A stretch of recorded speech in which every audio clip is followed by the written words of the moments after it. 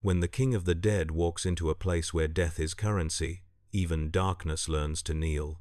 The ground screams, the sky bleeds, and hell itself can't tell if he's invader or evolution.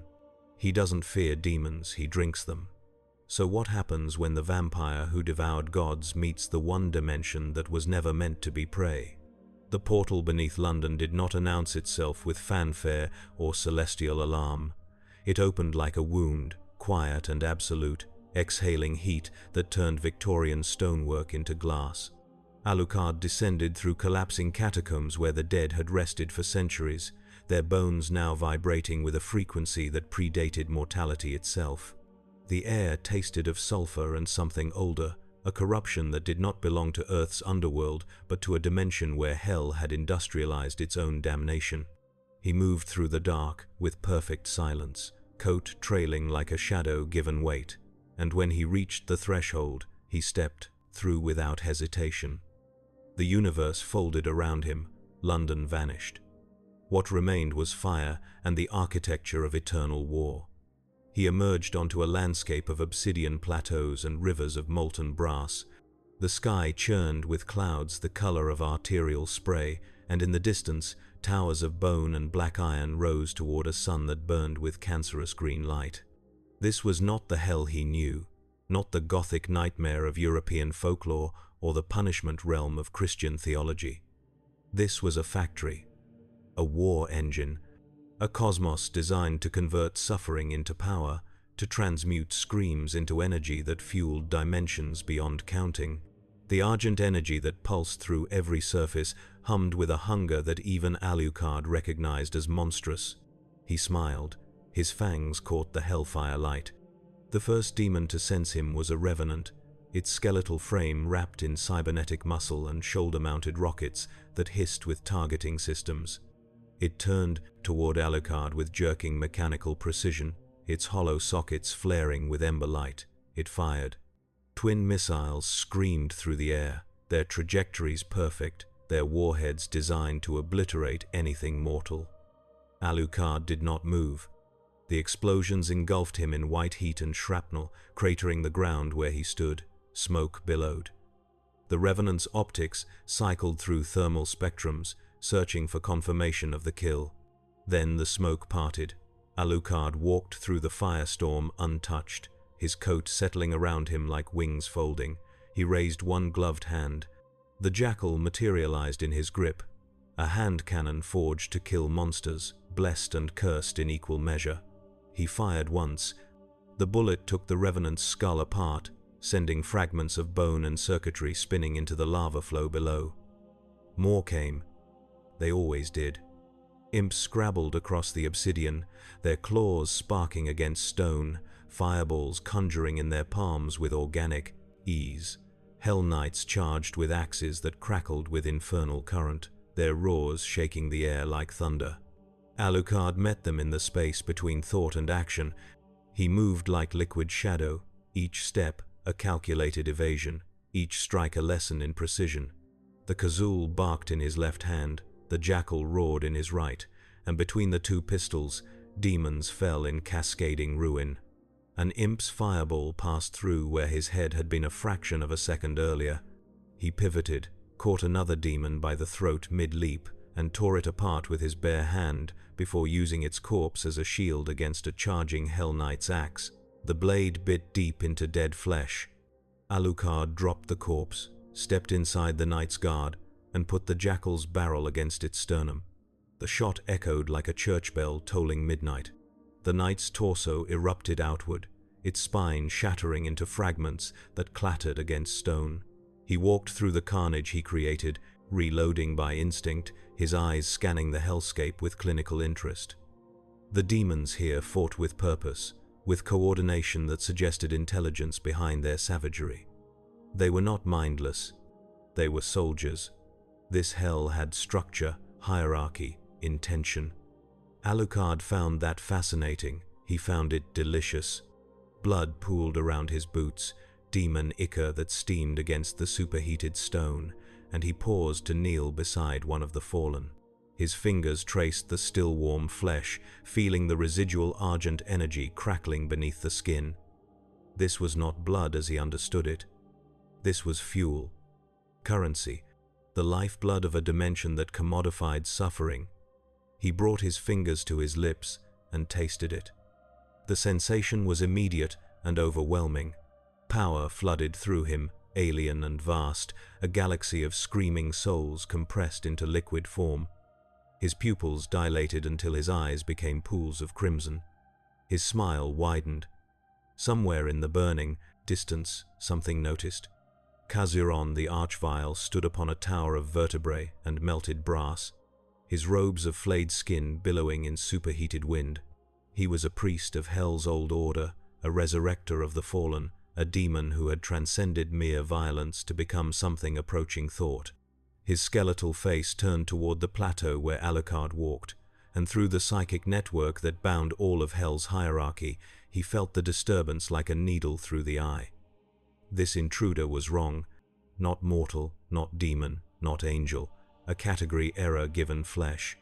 Kazuron's withered fingers traced sigils in the air, calling upon surveillance systems both organic and mechanical.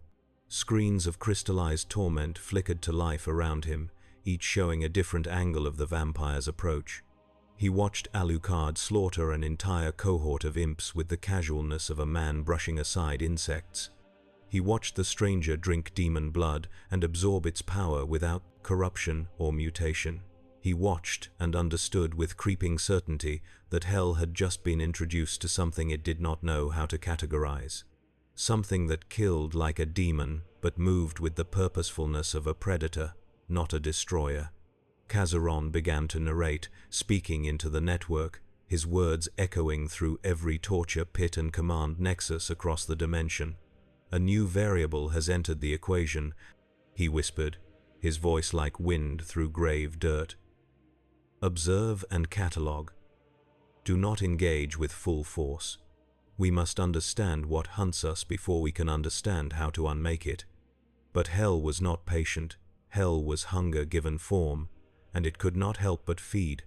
A chasm opened in the earth before Alucard, and from its depths rose a mancubus, its bloated form encased in armor, plating, and fuel tanks that bubbled with napalm. Twin flamethrowers extended from its wrists, each barrel the width of a sewer pipe. It opened fire without preamble, twin, torrents of liquid fire that turned the air to plasma. Alucard dissolved into a swarm of bats, each creature a fragment of his consciousness, each wing beat a mockery of physics. The flames passed through empty space where he had stood. The bats reformed behind the mancubus, coalescing into human shape with impossible speed. Alucard's hand plunged into the demon's back, fingers punching through armor and fat and cybernetic implants until they wrapped around something vital. He pulled. The mancubus's fuel system came out in his hand, tubes and pumps and reservoirs of accelerant. Alucard crushed it. The demon ignited from within, its own weapon systems turning it into a funeral pyre. It stumbled forward, bellowing, and then collapsed as its internal structure melted into slag. Alucard stood in the firelight and laughed. The sound was not cruel. It was genuine, almost joyful. He had walked through centuries of war and tedium, had faced gods and monsters and the grinding mediocrity of immortality. And here, in this impossible hell, he finally felt the old thrill returning. The thrill of the hunt, the ecstasy of uncertainty. He spread his arms wide, coat billowing, and shouted into the burning sky. Is this all? Show me your kings. Show me your gods. I have eaten the divine before. Let me see if yours taste any different, the sky answered. A rift tore open above him, not a portal, but a wound in reality itself. And through it descended a creature that made the other demons look like insects. A baron of hell, 12 feet of muscle and horn and wrath, its skin the color of congealed blood, its eyes burning with intelligence as much as fury. It landed with enough force to crack the plateau, sending shockwaves rippling outward. In its hands it carried a blade forged from the spine of a fallen titan, each vertebra sharpened to molecular thinness, the entire weapon wreathed in green flame. The baron studied Alucard with something approaching curiosity, its massive head tilting slightly, and when it spoke, Its voice was a landslide-given language. "You are not of hell, you are not of heaven. What are you, creature?" Alucard's smile never wavered. "I am the bird of Hermes, the king that devours himself. I am the count who drinks the blood of the wicked and wears the night as a crown. And you, magnificent as you are about to discover why the monsters of my world learned to fear the dark." The Baron attacked. Its blade came down in an arc that split the air itself, reality screaming as the edge passed through it. Alucard sidestepped, the weapon missing him by inches, and fired both pistols point blank into the Baron's ribs. The bullets struck with the force of anti-tank rounds, punching craters into the demon's flesh, but it did not slow. It pivoted with terrifying speed for something so large, bringing the blade around in a horizontal slash that forced Alucard to drop flat against the stone. The weapon passed overhead, close enough that he felt the heat of its passage singe his hair. He rolled, came up firing, and emptied both magazines into the Baron's face. The demon's head snapped back, ichor spraying, but it kept coming. It grabbed for him with a hand the size of a manhole cover. Alucard allowed himself to be caught. The Baron's fingers closed around his torso, crushing with enough pressure to turn steel into powder. Alucard looked into the demon's burning eyes and grinned. Then he became smoke and shadow, his form losing cohesion, slipping through the Baron's grip like water through clenched fists. He reformed on the demon's shoulder, standing there as casually as a man riding a train. The Baron roared and reached for him, but Alucard was already moving, running down the length of its arm, his boots finding purchase on muscle and horn. He reached the creature's chest and plunged both hands into the wounds his bullets had made, tearing the flesh wider, reaching deeper. The Baron thrashed, trying to dislodge him, but Alucard held on with the strength of the undead, the strength of something that had forgotten how to tire or break. His fingers found ribs. He pulled them apart like opening a cage. Beneath them, the Baron's heart pulsed with argent light, a furnace of compressed souls. Alucard stared at it for a moment, transfixed by its terrible beauty, and then he bit down. His fangs sank into muscle that burned like a star. The Baron's scream could have shattered mountains. Alucard drank. He drank until the light began to dim, until the demon's thrashing became tremors, until its strength bled into him through channels older than any hell. When he finally released it, the Baron collapsed, a hollow shell, its heart consumed. Alucard stepped off the corpse and wiped his mouth with the back of his hand. The argent energy coursed through him now, singing in his veins, rewriting parts of his being that even he did not fully understand. He felt stronger, faster. He felt the dimension itself becoming aware of him, not as an intruder but as a presence, a force that demanded acknowledgement. Around him, lesser demons backed away, their primitive instincts screaming warnings that their hierarchical programming could not override. He was predator and they were prey, and even Hell's architecture seemed to recognize the inversion. Kazaron watched from his tower and felt something he had not experienced in millennia: fear. Not the simple terror of pain or death, but the existential dread of obsolescence. This vampire was not fighting Hell. It was feeding on it, adapting to it, becoming something new with every kill. The Archvile's fingers trembled as he traced new commands into the psychic network. Reassessment required. Subject designated Alucard has consumed a Baron-class entity and integrated Argent energy without corruption. Hypothesis: the subject is not invading Hell, it is colonizing it. Recommend immediate escalation to Tier Omega protocols. But even as Kazaron sent the restant warning, he knew it was already too late for containment. The vampire was not a virus to be purged. It was an evolution Hell had not anticipated. A predator from a dimension where darkness had learned to think and hunger had learned patience. And now it walked the corridors of Hell's empire with the confidence of a king surveying a kingdom that simply did not know it had already been conquered. Alucard walked deeper into Hell, following a current he could feel but not name. The argent energy flowing through the dimension's veins called to him like a siren song, and he followed it through canyons of calcified screams and across bridges built from the bones of worlds. Demons watched him pass, some fleeing, others standing paralyzed by conflicting instincts. He ignored them all. His interest now lay in the source, the heart of this place, the mechanism that turned suffering into power. He wanted to see the engine. He wanted to understand the theology of this industrial damnation. As he walked, he began to notice structures that defied hell's aesthetic. Towers of white stone and golden circuitry rising like tumors from the infernal landscape. Technology that gleamed with antiseptic precision, utterly at odds with the organic horror surrounding it. He recognized it for what it was, not hell's architecture, but its opposition. The work of angels, or something close enough to claim the title. The makers had been watching since the moment he entered their sight. From the luminous city, a dimension adjacent to hell but philosophically opposed, the seraphim observed through sensors that measured reality at the quantum level. They saw Alucard's energy signature, a pattern that existed outside their comprehensive catalogue of creation. He was not demon. He was not human. He was not one of their carefully indexed species or subspecies. He was an error in the grand design, a glitch that their perfect mathematics could not account for.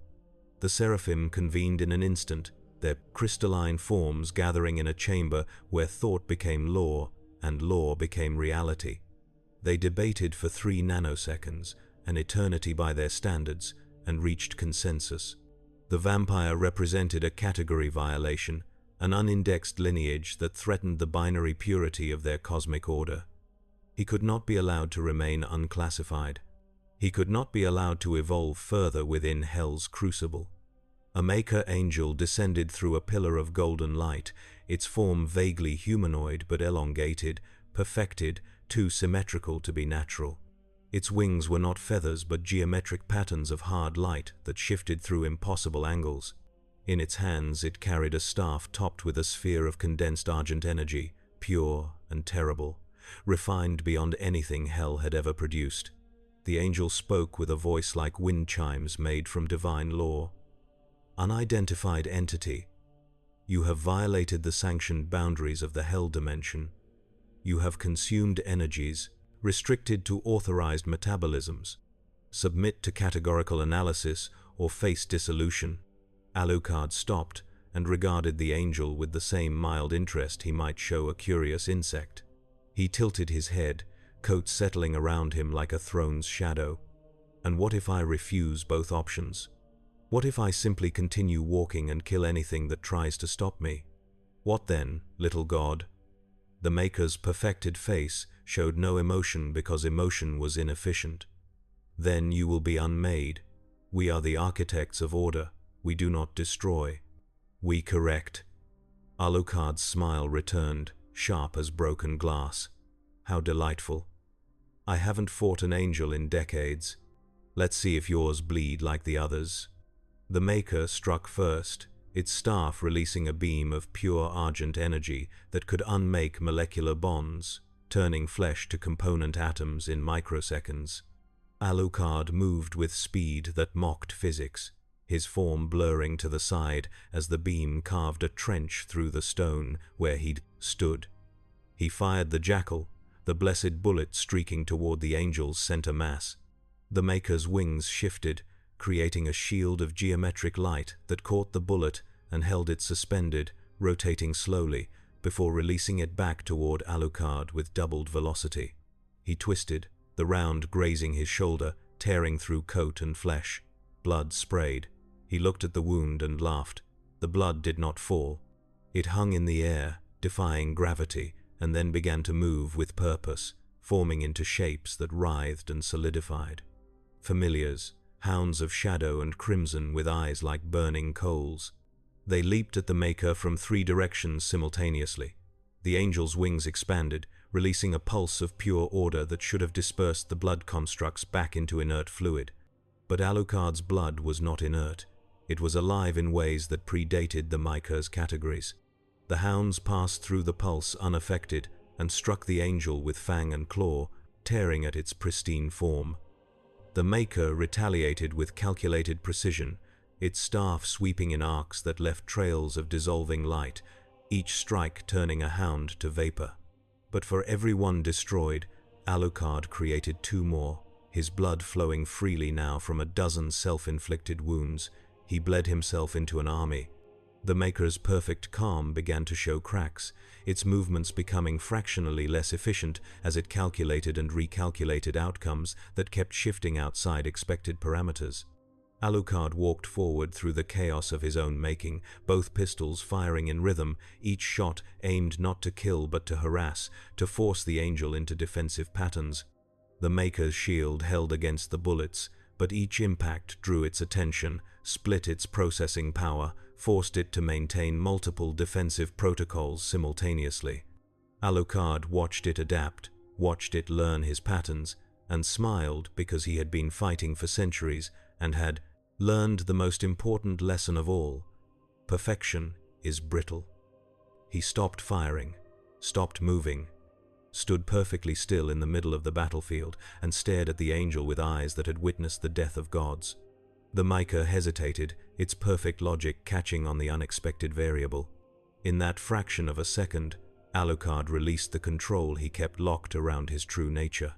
His shadow expanded, spreading across the ground like oil, like cancer, like the absence of light given physical form.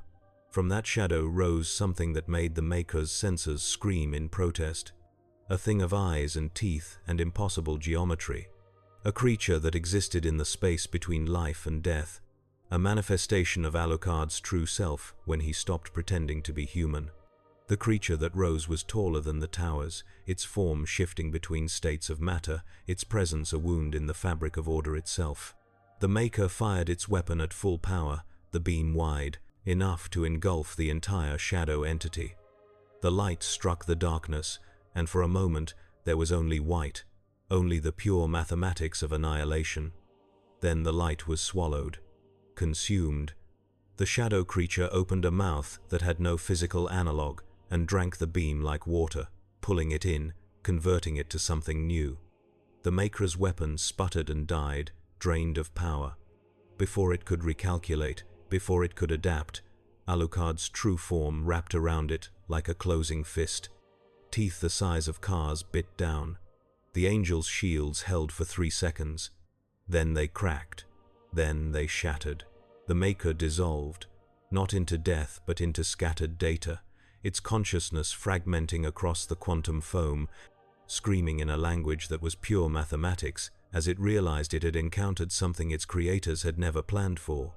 Alucard reformed into human shape, breathing heavily, his coat torn and bloody, his face split by a grin that belonged more to demons than to men. The effort of manifesting his true form always cost him, always left him euphoric and exhausted in equal measure. He looked at the space where the angel had been and found only golden dust settling like snow. He knelt and touched it, brought it to his tongue. It tasted like starlight and hubris. He stood and continued walking, leaving the dust to blow away in hell's endless wind. In the luminous city, alarms screamed for the first time in recorded history. A Maker angel had been destroyed, not defeated or banished, but utterly annihilated. The seraphim convened again, and this time their debate lasted a full 3 seconds. The vampire was upgraded from category violation to existential threat, and yet, even as they prepared countermeasures, some among them wondered if they were dealing with a threat at all. What if the vampire was simply the next stage of evolution, the form that power took when it stopped caring about the difference between sacred and profane? What if he was what they had been trying to create all along, and simply had not known to call it by name? Kazaron watched the angel fall and felt his certainty crystallize into something approaching religious revelation. The vampire was not hell's enemy. It was not heaven's weapon. It was a third option, a synthesis of predation and purpose that existed outside the binary war that had raged since before time had meaning. He sent new orders through the network, his voice taking on the cadence of prophecy. All forces fall back, establish observation perimeter only. The subject designated Alucard is not to be engaged. We will watch, we will learn. And, when the time is right, we will decide if we should worship it or destroy it. Alucard walked until he reached a structure that dwarfed everything around it. A fortress of black stone and burning brass, walls carved with the history of Hell's conquests across 1,000 dimensions. At its peak, a tower that pierced the malignant sky, and at the top of that tower, a throne. He could feel the presence that sat there, could sense the will that had shaped this dimension into a weapon. He smiled and began to climb. The fortress was defended by automated systems and elite demon cohorts. Turrets tracked his movement with machine precision, firing shells the size of automobiles. He dodged some, tanked others, his regeneration keeping pace with the damage. Hell Knights formed phalanxes across the approach, their axes locking into defensive formations. He walked through them like wind through reeds, his pistols singing, his shadows reaching out to crush and tear. Blood Knights mounted on creatures of fused flesh and metal charged down the grand staircase. He met them head-on, leaping onto the lead mount and ripping its rider's head off before using the corpse as a club to batter the others into submission. He reached the throne room as the last sun of Hell's false sky began to set, painting the chamber in shades of arterial red and dying ember. The throne sat on a dais of fused skulls, and upon it rested something that might once have been a demon but had transcended into pure concept. The Hell Priest who ruled this sector was more ritual than flesh, more idea than individual. It spoke with a voice that bypassed ears and resonated directly in the soul. You have come far, dead thing that walks.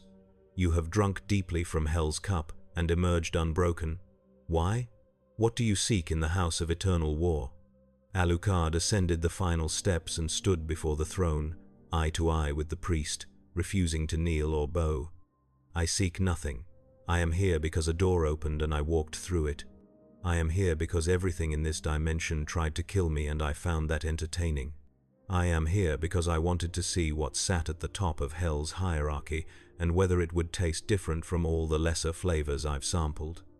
The Hell Priest leaned forward, and for the first time in eons, it felt something approaching respect. Then you are honest, at least. You do not claim righteousness or revenge.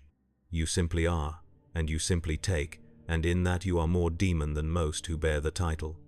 But know this, vampire, Hell does not serve. Hell consumes or is consumed. There is no middle ground.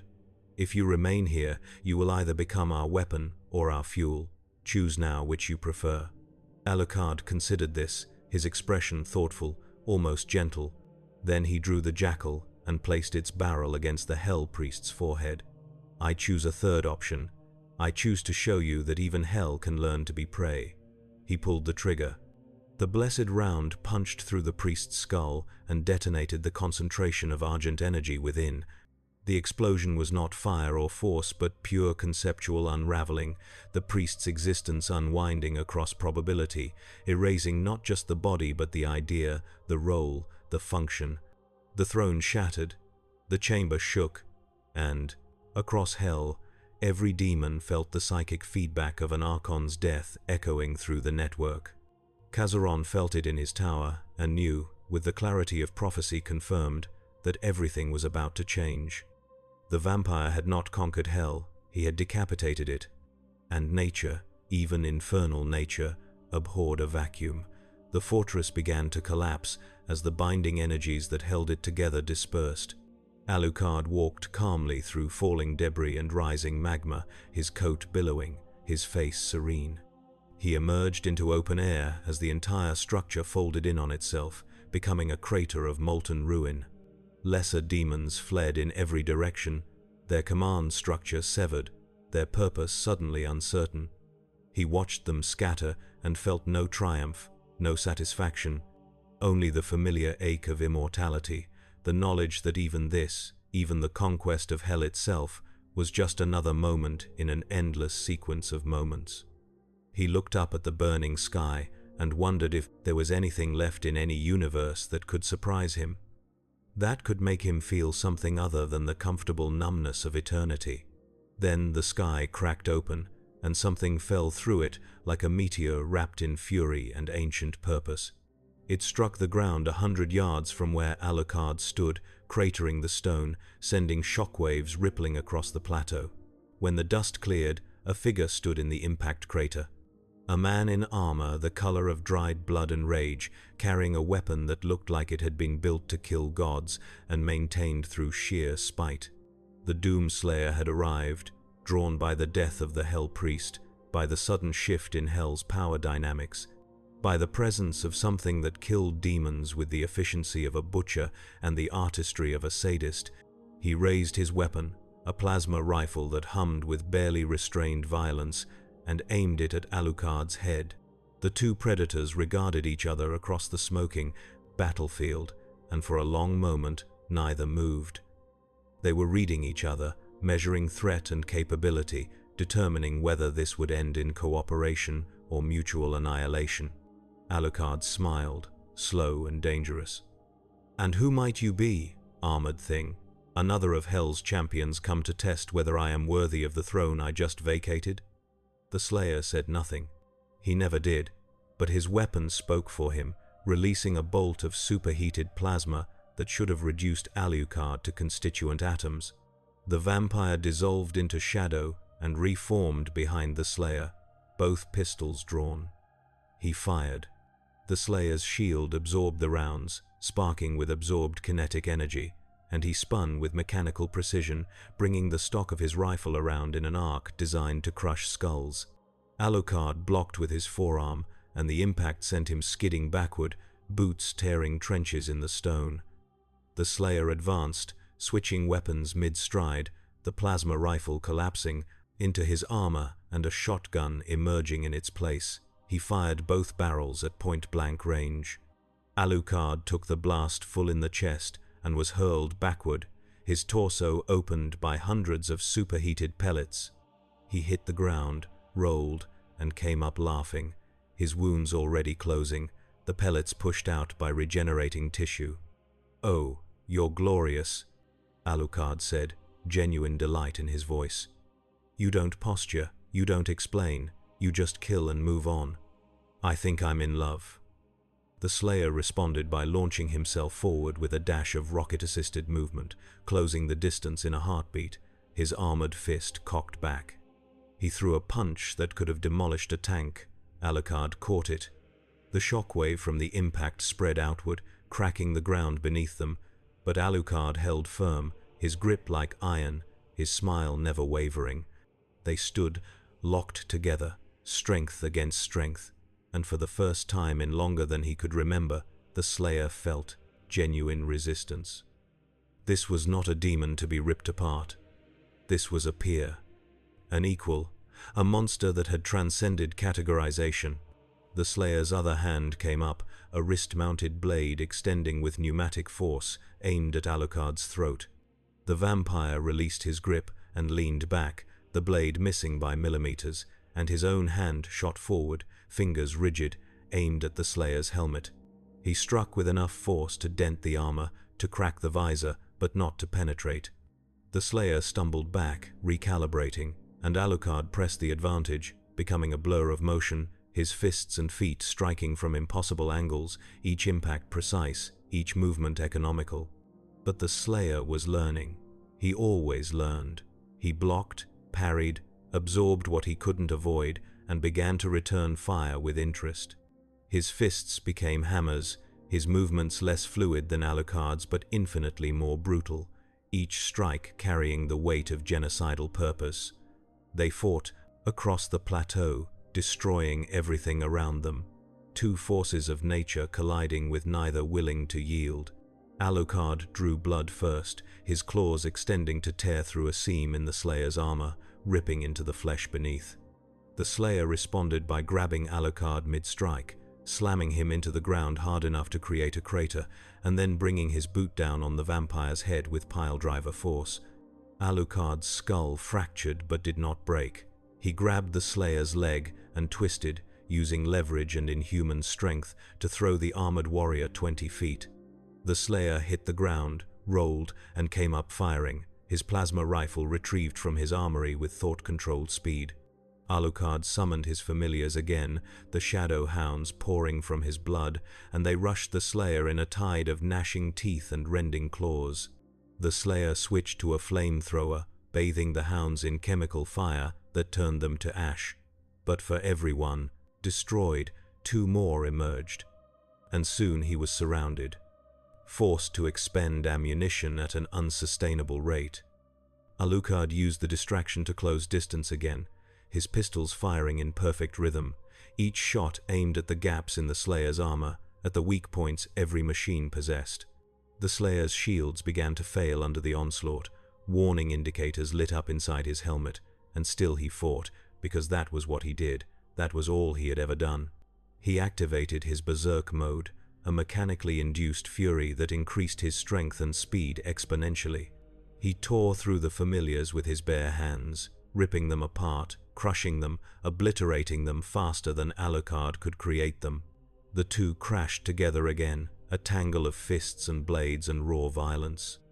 And somewhere in the middle of that collision, something shifted.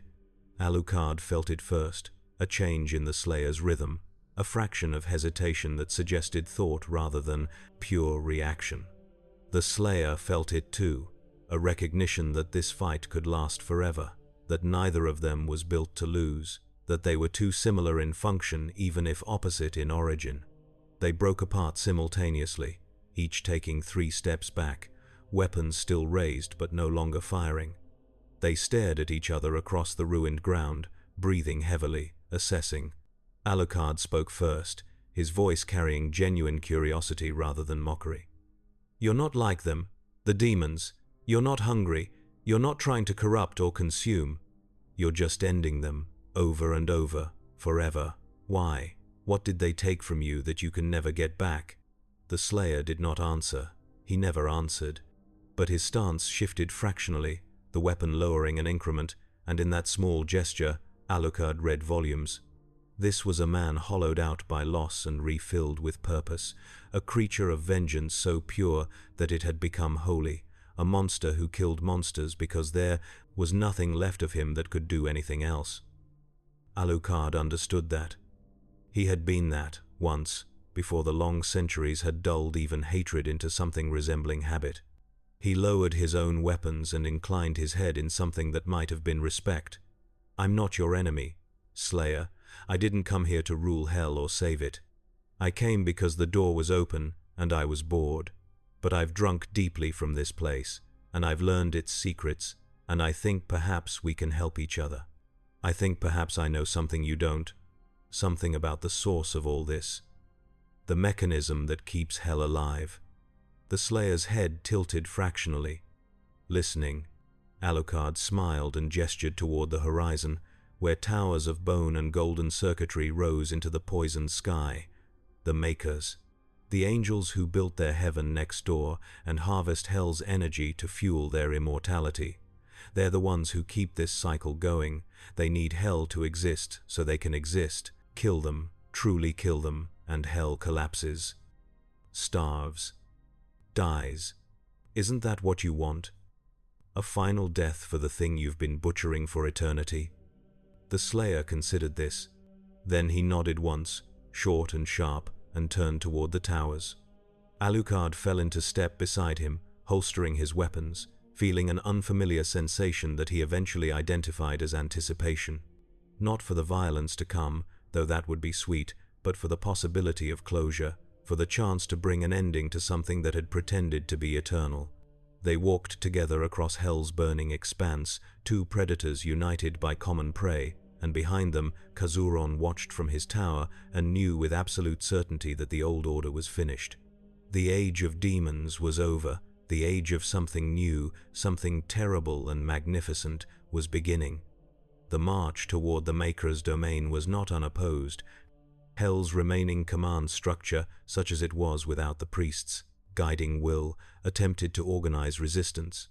Barons and Hell Knights formed battle lines across narrow canyons, forcing the Slayer and Alucard through kill zones designed to channel and concentrate fire. Artillery demons entrenched on high ridges, raining shells and plasma down in overlapping fields. For the first time since arriving, Alucard fought alongside rather than alone. The dynamic fascinated him. The Slayer was brutally efficient, every movement economical, every kill serving a purpose, advancing position or securing resources. He retrieved ammunition from fallen demons with mechanical precision, his armor systems converting their life force into energy for his weapons. He was a closed loop of violence, self-sustaining, eternal. Alucard, by contrast, fought like an artist, his movements flowing, his kills theatrical, unnecessary flourishes that served no purpose except his own satisfaction. Where the Slayer would shoot a demon in the head and move on, Alucard would tear it apart slowly enough to savor the destruction. But despite their different methodologies, they complemented each other perfectly. The Slayer drew fire, his armor and shield systems absorbing punishment that would liquefy anything mortal, creating opportunities. Alucard exploited those opportunities with surgical precision, his familiars flanking positions while he struck from unexpected vectors. When the Slayer's ammunition ran low, Alucard's hounds would harry demons into melee range, where the Slayer could perform his brutal glory kills, restoring health and ammunition through Hell's own malignant physics. When Alucard overextended, the Slayer would lay down covering fire, his plasma rifle carving safe corridors through demonic hordes. They learned each other's rhythms without speaking, without planning, operating on pure predatory instinct. They broke through 3 defensive lines in as many hours, leaving a trail of corpses that stretched for miles. Demons began to flee rather than fight, their survival instincts overriding hierarchical programming. The Slayer and Alucard did not pursue. They had a destination and everything between them, and it was simply scenery to be demolished in passing. As they walked, Alucard studied his companion with growing fascination. The Slayer never removed his helmet, never spoke, never showed any sign of personality beyond the singular focus of his violence. And yet, Alucard could sense something beneath the armor, something broken and holy and utterly consumed by purpose. He had met many killers in his long existence, but never one so pure, so completely dedicated to a single function. It was beautiful in its simplicity, it was terrifying in its implications. They reached the boundary where Hell's aesthetic gave way to the Maker's order. The transition was abrupt, almost violent. On one side, chaos and fire and the architecture of suffering. On the other, pristine white stone and geometric perfection, towers that rose in mathematically perfect spirals, gardens where nothing grew but crystallized concepts of beauty. The air itself changed, becoming sterile, cold, empty of the psychic weight that saturated Hell. A barrier hummed between the 2 dimensions, a membrane of hard light and divine mathematics designed to keep contamination separate. The Slayer raised his BFG, a weapon so powerful that its name had become legend, a gun that fired concentrated balls of argent energy capable of eradicating everything within a 50-foot radius. He aimed at the barrier and fired. The green sphere struck the membrane and detonated. The barrier held for 3 seconds, mathematical formulas recalculating faster than thought, attempting to disperse the energy harmlessly. Then the math failed. The barrier shattered like glass, and the 2 dimensions began to bleed into each other. Alarms sounded across the luminous city. Maker angels deployed in formation, descending from their towers in wings of geometric perfection, weapons that bent reality aimed at the intrusion point. But they were too late. The Slayer was already through, his armor systems cycling to combat mode, his weapons array unlocking every tool of annihilation he had collected across his eternal crusade. Alucard followed, his coat billowing despite the absence of wind, his eyes gleaming with anticipation. The angels opened fire with coordinated precision, beams of pure order converging on the 2 intruders. The Slayer deployed a portable shield, a disk of energy that caught and reflected the beams back toward their sources. Alucard became shadow, dispersing across the ground, reforming behind the angelic formation. His pistols sang and angels fell, their perfect forms sparking and dying, their consciousnesses fragmenting into screaming data. The Slayer advanced through the chaos, his shotgun barking, his rocket launcher reducing entire squads to molten debris. He moved with the inexorability of a landslide, ignoring wounds that would kill lesser beings, his armor's systems repairing damage almost as fast as it occurred. Alucard danced through the carnage, his familiars tearing angels apart, drinking their golden ichor, mutating as they consumed divine essence. Some grew wings of their own, jagged and wrong, mockeries of angelic grace. Some grew larger, becoming hulking brutes of shadow and stolen light. Alucard watched his creations evolve and felt a distant satisfaction.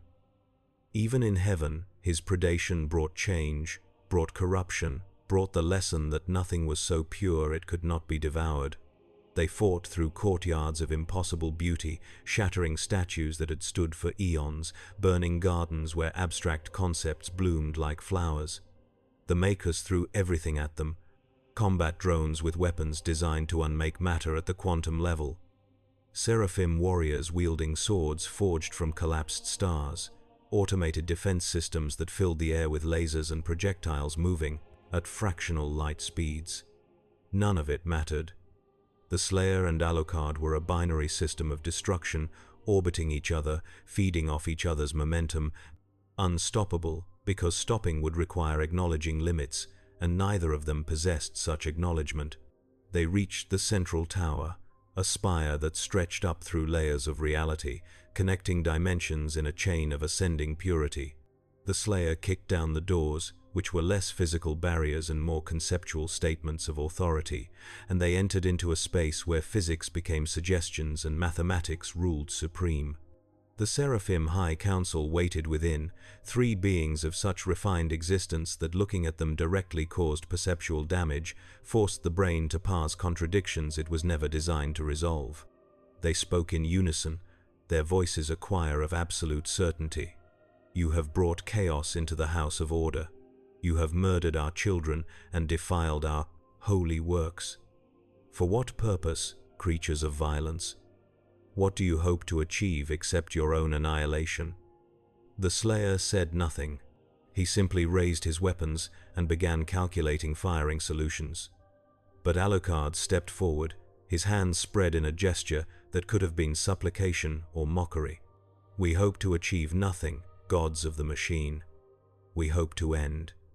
To finish the equation you've been solving on the backs of the damned. You feed on hell's suffering, harvest its energy to maintain your immortality, your perfection. You've industrialized damnation and called it holy. We're here to audit your operation, to determine if the cost is acceptable. And I think you already know our conclusion. The Seraphim's forms flickered with something that might have been anger if they had retained such inefficient emotions. You understand nothing.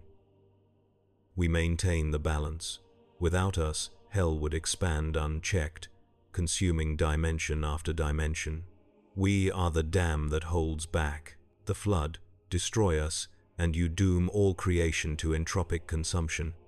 Alucard smiled, sharp and terrible. Then we'll take that risk, because a universe that requires eternal torture to maintain itself is a universe that deserves to end. And we, it seems, are the instruments of that ending.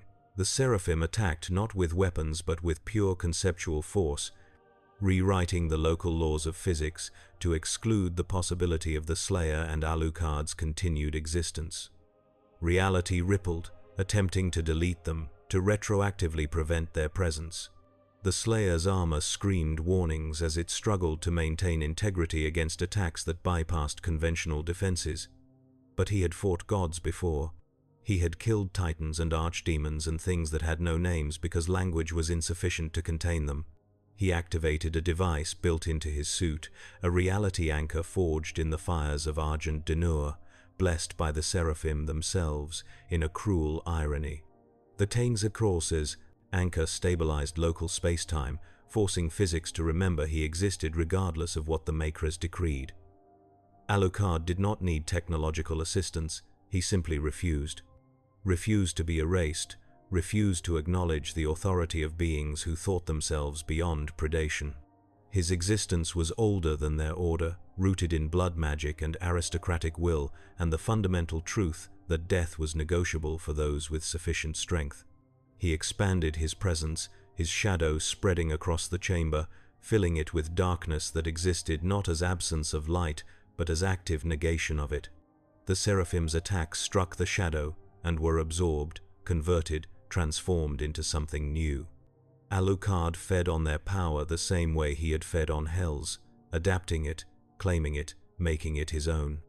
The Slayer closed the distance while they were occupied with Alucard, his movement taking advantage of the distraction. He reached the first seraphim and grabbed it, his gauntleted hands closing around its impossibly complex form, and then he did what he did best. He tore. The seraphim came apart in sprays of golden data, its consciousness fragmenting into a billion screaming subroutines, its physical manifestation dissolving like sugar in rain. The other two recoiled, their perfect composure finally breaking, and in that moment of distraction, Alucard struck. His familiars, mutated beyond recognition by consumption of divine essence, swarmed the second seraphim, dragging it down through sheer weight of numbers, tearing it apart with teeth and claws made from stolen holiness. The third attempted to flee, to teleport to a higher dimension where it could regroup and recalculate. The Slayer shot it with the BFG. The green sphere caught it mid-teleport and detonated, spreading its death across multiple realities simultaneously, killing it in every dimension at once. Silence fell. The chamber, which had hummed with power and purpose, went still. The Maker's technology began to fail, lights dimming, systems shutting down, the entire infrastructure collapsing without the Seraphim's will to sustain it. Alucard and the Slayer stood amid the ruins of heaven and felt no triumph, no satisfaction. Only the cold certainty of a job completed. The Slayer turned and began walking back the way they had come, his purpose fulfilled, his crusade one step closer to its impossible conclusion. Alucard remained a moment longer, staring at the dissolving forms of the Seraphim, and wondered if he should feel something. Remorse, horror, satisfaction, but there was nothing. Just the same hollow ache that had followed him through centuries, the knowledge that even this, even the murder of gods, was just another item to cross off an infinite list.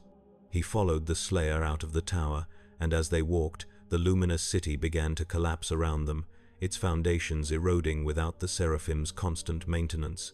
Towers fell in slow motion, their perfect geometry coming apart, revealing the emptiness at their core. Gardens withered and died, their conceptual beauty having no anchor in reality without divine will to sustain it.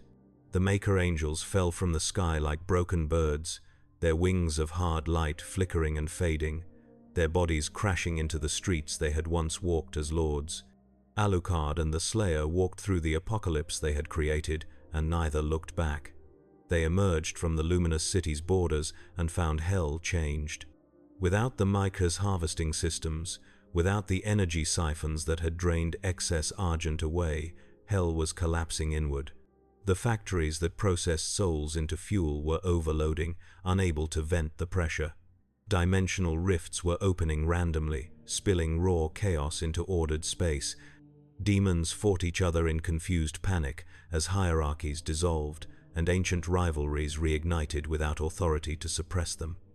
The grand machine of eternal Doctado, war was eating itself, and it was glorious. Kazuron stood on his tower and watched it all with something approaching ecstasy. This was evolution through violence, change through destruction, the birth of something new from the ashes of an old and corrupt order. He turned his skeletal face toward the two figures walking calmly through the chaos and felt the final piece of his understanding fall into place. The vampire was not Hell's enemy or its weapon, it was its teacher. It was the lesson Hell had needed to learn for eternity, that even predators could be preyed upon, that even damnation could be damned, that nothing was eternal except the hunger that drove creation and destruction in equal measure. Kazuron began to laugh, a sound like grinding stone, and he opened his arms to the collapsing dimension and spoke his final prophecy into the network. Bear witness to the end and the beginning. Bear witness to the death of gods and the birth of something honest. Hell dies, heaven dies, and what remains will be pure in its hunger, simple in its purpose, beautiful in its terrible honesty. This is the gift the vampire brings. This is the lesson the Slayer teaches. We are all meat. We are all fuel. We are all temporary, and in that truth, We are finally free. The tower began to collapse, the energies that sustained it flickering and dying. Kazaron did not move. He stood in place and allowed the structure to fall around him, crushing his form, scattering his essence into the chaos. His last thought was gratitude. Gratitude that after all the eons of empty ritual and meaningless hierarchy, he had finally witnessed something genuine, something real. He died still laughing, and the sound echoed through Hell's network until it too collapsed into static. Alucard and the Slayer reached the point where Alucard had first entered this dimension. The portal was still there, a wound in space that refused to close, bleeding London's cold air into Hell's furnace heat. Alucard paused at the threshold and looked back at the Slayer. The armored warrior stood a few paces away, his weapons holstered, his stance neutral. They regarded each other for a long moment, two monsters who had found in each other a strange kinship, a recognition that they were the same creature wearing different skins. Alucard spoke quietly, without the theatrical edge that usually colored his words. "Will you continue? Hunting through the ruins until there's nothing left to kill?" The Slayer nodded once. Of course he would. It was what he was, what he had always been, what he would always be until the last demon fell and the last portal closed and there was nothing left but silence. Alucard smiled, sad and knowing. "Then I hope you find what you're looking for. I hope there's an end waiting for you, somewhere in the infinite dark, a place where you can finally rest." The Slayer tilted his head fractionally, and though his helmet hid his face, Alucard sensed something in the gesture. Question. What about you? What will you do now? Alucard looked down at his hands, at the blood dried under his nails, at the faint glow of argent energy still crackling in his veins. He had drunk deeply from hell and heaven both, had absorbed power that would take centuries to fully integrate. He had changed, evolved, become something that existed in the space between life and death, mortal and divine, predator and god. And he felt nothing, no satisfaction, no fulfillment, just the same endless hunger wearing a new face. "I'll go home," he said finally. "I'll return to my crypt and my wars and the comfortable tedium of immortality. I'll remember this as the time I fought beside a saint and murdered heaven, and it will sustain me for a while, a few decades perhaps. And then I'll grow bored again, and I'll go looking for another door, another impossible place, another chance to feel something other than the weight of centuries." He stepped toward the portal, then paused and looked back, one last time. "If you ever tire of it, Slayer, if you ever want to lay down your weapons and simply stop, find me. I know a place where even monsters can rest, where the war doesn't reach. I'll keep a chair warm for you, in the darkness between stars." The Slayer said nothing, but he raised one hand in what might have been farewell or acknowledgement, or simply habit. Alucard returned the gesture and stepped through the portal. Reality folded around him, Hell's heat giving way to London's damp cold, and he emerged in the catacombs beneath the city as if he had never left. The portal sealed behind him with a sound like tearing fabric, and then there was only silence. He stood in the darkness, listening to the distant rumble of the city above, feeling the familiar weight of Earth's reality pressing down on him after Hell's malleable chaos. He breathed deep and tasted rain and exhaust, and the peculiar sterile scent of modern civilization. It was disappointing, it was comforting, it was home. He walked through the tunnels, his coat trailing behind him, and as he walked, he felt the argent energy in his veins beginning to settle, to integrate with his own dark power. It would change him in ways he couldn't yet predict, give him capabilities he hadn't possessed before, but it wouldn't fundamentally alter what he was. He would still be Alucard, still be the monster who served monsters, the vampire who killed vampires, the dead thing that refused to acknowledge death's authority. He emerged from the catacombs into a London midnight, the streets slick with rain, the sky heavy with clouds that hid the stars. He walked through Whitechapel and Soho and the old districts that remembered when his kind had been lords of the night, and everywhere he went, things with teeth and hunger felt his presence and fled.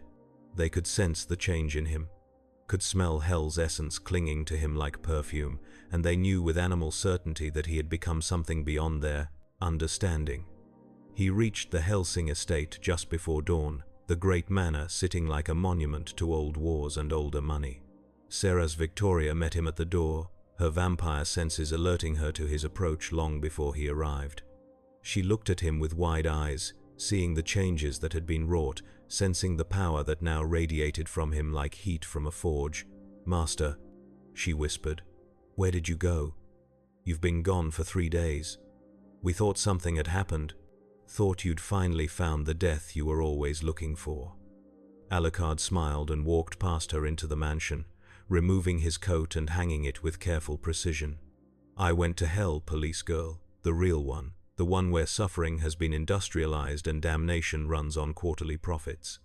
I killed its priests and murdered its angels and walked beside a man who makes me look merciful by comparison. And I learned something important." "What did you learn, master?"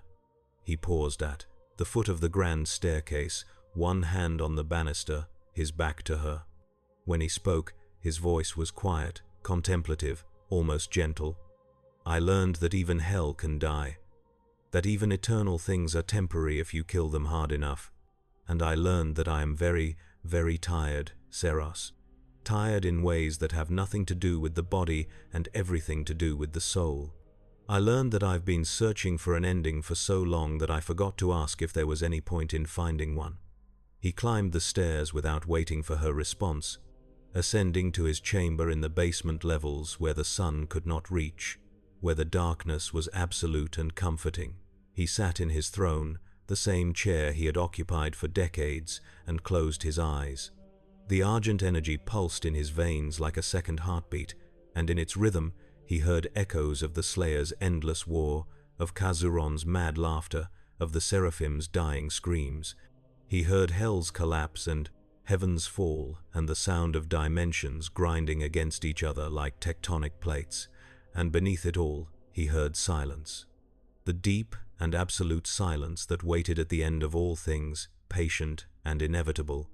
Somewhere in the ruins of hell, the Doomslayer walked alone through the chaos, his weapons ready, his purpose unchanged.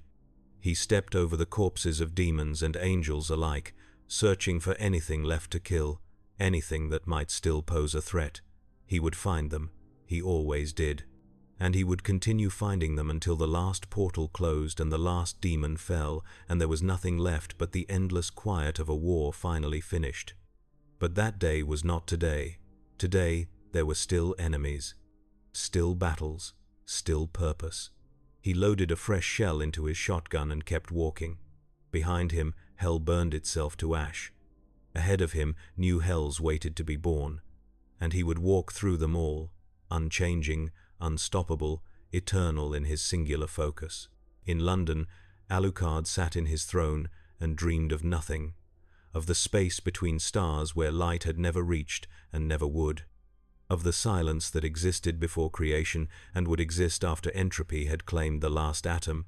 He dreamed of rest, true rest, the kind that even monsters craved after centuries of hunting and being hunted. But he knew it was just a dream. Knew that when the sun set again, he would rise and walk and hunt, because that was what he was, what he had always been. A predator in perpetual motion, unable to stop because stopping meant confronting the emptiness at his core. Hell had changed him, given him new power and new perspective, but it hadn't given him what he truly wanted. It hadn't given him an ending, but it had given him something else, a memory. A moment of genuine surprise, of authentic challenge, of fighting beside someone who understood the weight of eternity without needing it explained. And for now, for a little while, that would be enough. The memory would sustain him through the coming decades, a bright point in the endless grey of immortality. He would treasure it, polish it, return to it in quiet moments when the boredom threatened to crush him entirely. And when it finally faded, when even that bright memory dulled to nothing, he would go looking for another door, another impossible place, another chance to feel alive in the only way creatures like him knew how. The sun rose over London, painting the sky in shades of grey and gold. In his lightless chamber, Alucard felt the familiar lethargy of day creeping over him, the biological imperative to sleep while the sun claimed the world. He allowed himself to sink into that darkness, to let consciousness slip away. And his last waking thought was a simple one. He had been to hell. He had killed its masters and drunk its power, and walked away unchanged in all the ways that mattered. And that, perhaps, was the greatest horror of all. Not that hell existed, but that even hell was not enough to break him, to change him, to give him the death or transcendence or simple ending that some part of him still craved despite centuries of denial. He slept and dreamed of burning cities and collapsing dimensions, and a warrior in crimson armor who fought alone against infinite darkness.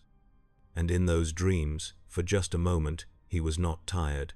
In those dreams, for just a moment, the hunger felt like purpose rather than curse. In those dreams, he was exactly what he had always claimed to be: a monster, a predator, a king of the dead who refused to acknowledge death's authority over his domain. And that would have to be enough. It had always been enough. It would always be enough. Until the day it wasn't, and then everything would end. But not today, not yet. The day passed into night. The night would pass into day.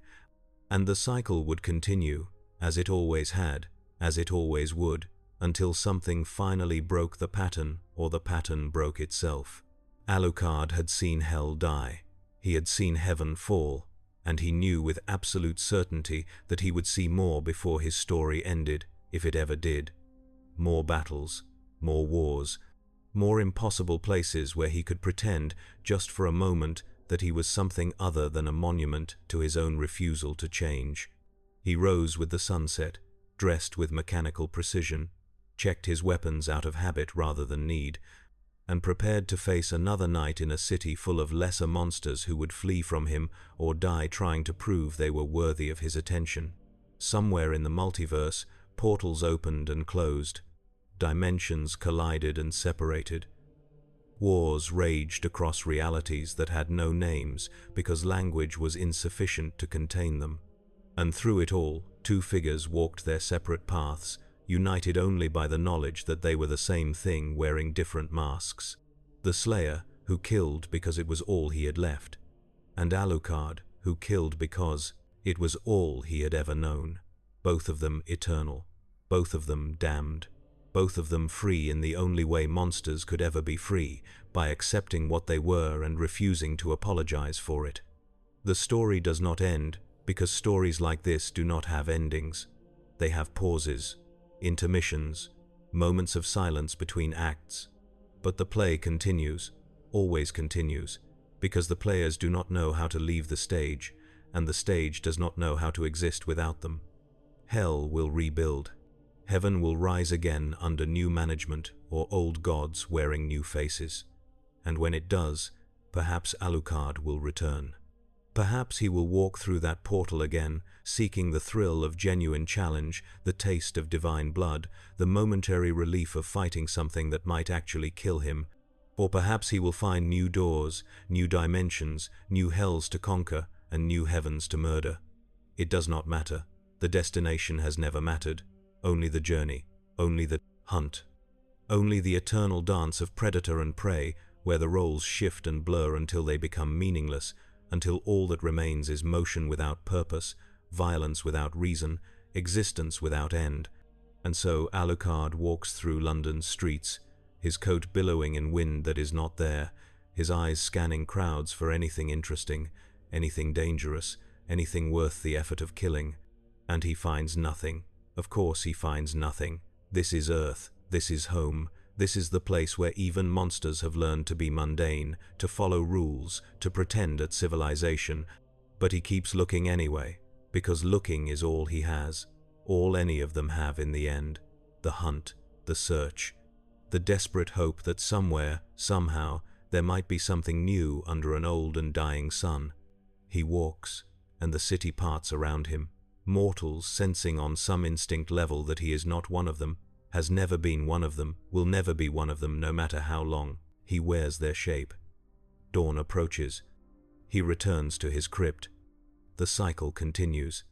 And somewhere in the burning ruins of a dimension that no longer has a name, the Doomslayer loads another shell and keeps walking, because that is what he does, what he will always do, until the last demon falls, or he does. And either outcome is equally acceptable because both represent a form of ending, and ending is all either of them truly wants, even if they would never admit it, even if they will fight that ending with everything they have when it finally comes.